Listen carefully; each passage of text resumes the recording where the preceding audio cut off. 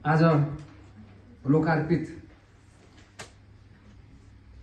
कविता कृति सम्बोधनमा छोरीका स्रष्टा एवं अर्को लोकार्पित पुस्तक एटलान्टिकका भङ्गालामा डुबुल्की मार्दा का पात्र नै भनौँ किशन सिंह धामीज्यू, डाक्टर हिरण्यलाल गेवालीज्यू, श्री ओमजी, दर्शक दीर्घामा सबै नेपाली साहित्यका विशिष्ट स्रष्टाहरू मित्रहरू हुनुहुन्छ, महिला तथा सज्जन प्रेम।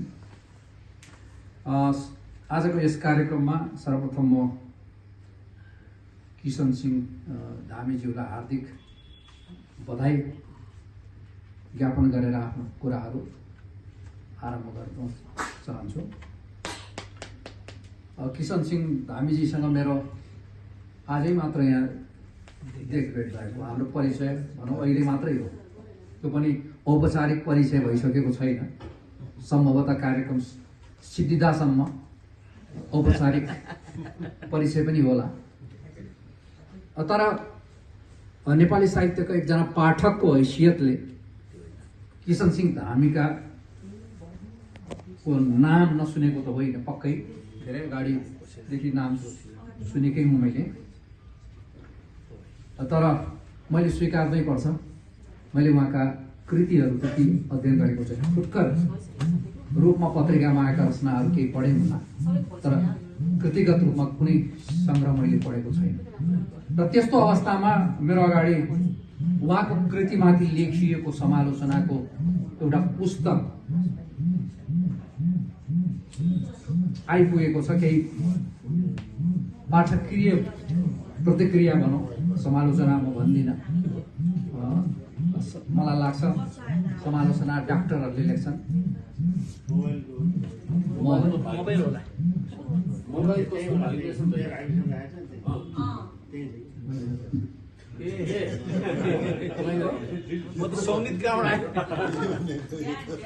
अब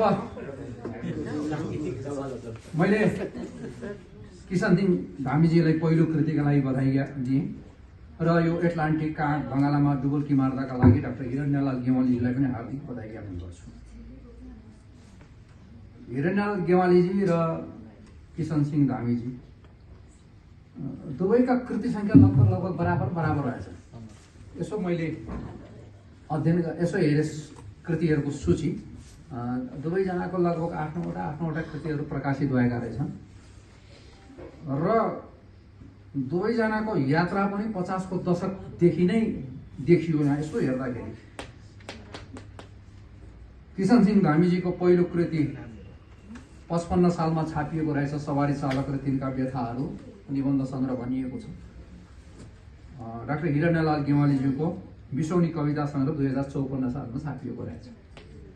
र यसरी कृतिका नायक, कृतिकार र कृतिका पात्र दुवैजनाको साहित्यिक यात्रा लगभग एउटै समयावधिमा सुरु भएको देखिन्छ। अब एटलान्टिकका भङ्गालामा डुबुल्की मार्दा समालोचना कृतिलाई डाक्टर हिरण्यलाल गेवालीले 2 खण्डमा प्रस्तुत गर्नुभएको छ। अगाडिको खण्डमा उहाँले कृतिको समीक्षा पद्यमा गर्नुभएको छ भने दोस्रो खण्डमा गद्यमा गर्नुभएको छ। र एक प्रकारले गद्य र पद्य दुवैका माध्यमबाट उहाँले एटलान्टिक महासागरका एटलान्टिकका भङ्गालाहरू कृतिका चाहिँ बारेमा उहाँले चाहिँ यसमा आफ्ना विचारहरू राख्नुभएको छ। अब मलाई चाहिँ के लाग्छ भने म समालोचना कवितामा पढ्नुभन्दा गद्यमै पढ्दाखेरि चाहिँ अलिक बढी पाठकलाई आकर्षित गर्छ जस्तो मलाई लाग्छ। पद्यमा समालोचना गर्दाखेरि समालोचनाका लागि चाहिने कतिपय कुराहरू लेख्न अलिकति अप्ठ्यारो पर्छ कि समस्या पर्छ कि जस्तो मेरो आफ्नो अनुभव, मलाई त्यस्तो लाग्छ, मेरो आफ्नो विचार त्यस्तो छ। समालोचना भनेको कुनै पनि कृति पढिसकेपछि त्यसले साहित्यका क्षेत्रमा के कस्तो योगदान गर्यो र त्यस सँगसँगै लेखकले त्यो कृति मार्फत आफूलाई कसरी अभिव्यक्त गर्यो भन्ने कुराहरू चाहिँ प्रमुख रूपमा चाहिँ आउँछ जस्तो लाग्छ।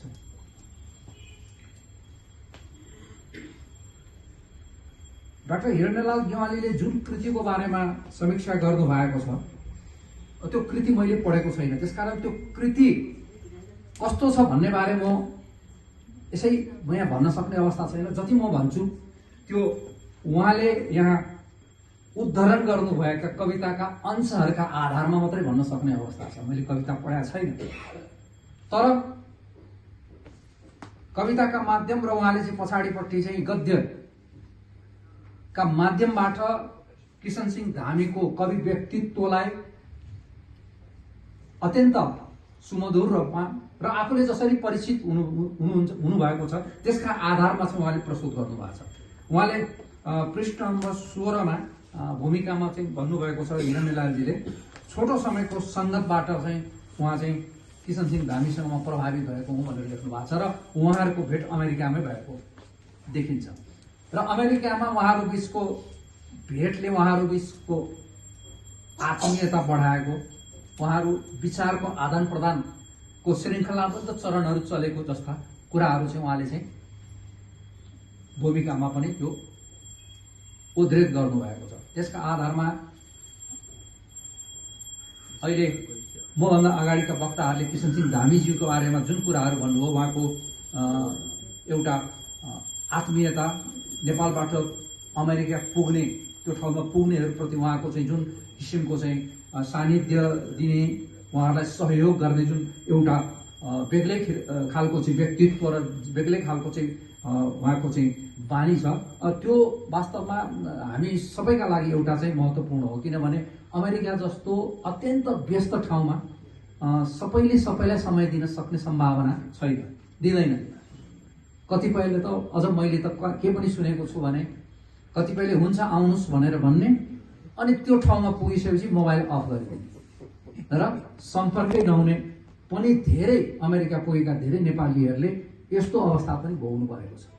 त्यसकारण त्यस्तो परिस्थिति र त्यस्तो अवस्थामा एउटा नेपालीले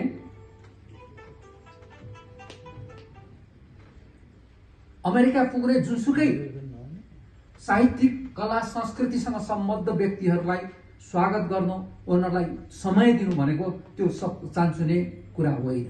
किनभने त्यो समय मात्र होइन, त्यो समयलाई हामीले डलरसँग गुणा गरेर हेर्दा त्यसको भ्यालु चाहिँ त्यति बेला मात्रै थाहा हुन्छ। त्यसकारण त्यो व्यक्तित्व उहाँको आफ्नै महत्त्वपूर्ण व्यक्तित्व हो जस्तो लाग्छ। अब म कृतिमा अलिकति प्रवेश गर्छु। म गद्य कविता लेख्छु, म छन्दमा कविता लेख्दिनँ। यसको अघिल्लो भागमा हिरण्यलाल गेवालीजीले छन्दमा सम्भवतः त्यो लेख्नु भएको छ कविता र गद्यमा लेखिएको भन्दा छन्दमा लेखिएको चाहिँ अलिक अझ बढी लामो छ पृष्ठ सङ्ख्याका हिसाबले। र मैले यसो पङ्क्तिहरू हेरेँ कति श्लोक रहेछन् भनेर, लगभग 205 चाहिँ पङ्क्तिहरू चाहिँ का माध्यमबाट उहाँले चाहिँ उहाँको चाहिँ कृतिलाई चाहिँ विश्लेषण समीक्षा गर्नुभएको छ। अब कवितामा अभिव्यक्त हुँदाखेरि धेरै जसो चाहिँ संवेदनाका कुराहरू, भावुकताका कुराहरू बढी आउँछन्, त्यो स्वाभाविक पनि हो कविता पद्यमा लेख्दाखेरि। र किशन सिंह धामीजीको बीचबीचमा नाम उल्लेख भएको छ। उहाँको प्रसङ्ग आउँदाखेरि कतै धामी मात्रै छ, कतै किशन सिंह छ।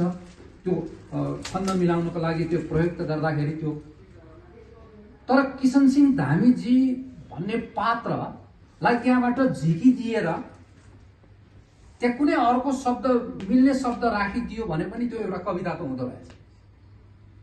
यसको पहिलो श्लोक अत्यन्त मिठो छ, जसले आजको नेपालको अवस्था र हाम्रो पीडालाई अभिव्यक्त गरेको छ। त्यो 4 पङ्क्ति सुनाउँछु तपाईहरुलाई। लिपु लेख्छ रोएको रुँदैछ लिम्पिया धुरा, लिपु लेख्छ रोएको रुँदैछ लिम्पिया धुरा, सधैँ टनक टन्कन्छ पुरानो छैन त्यो थरा, दोधारा चाँदनी रुन्छन् काली भन्दा अझै पर, दोधारा चाँदनी रुन्छन् काली भन्दा अझै पर, मन नेपालको आज नरहेको कहाँ छ र।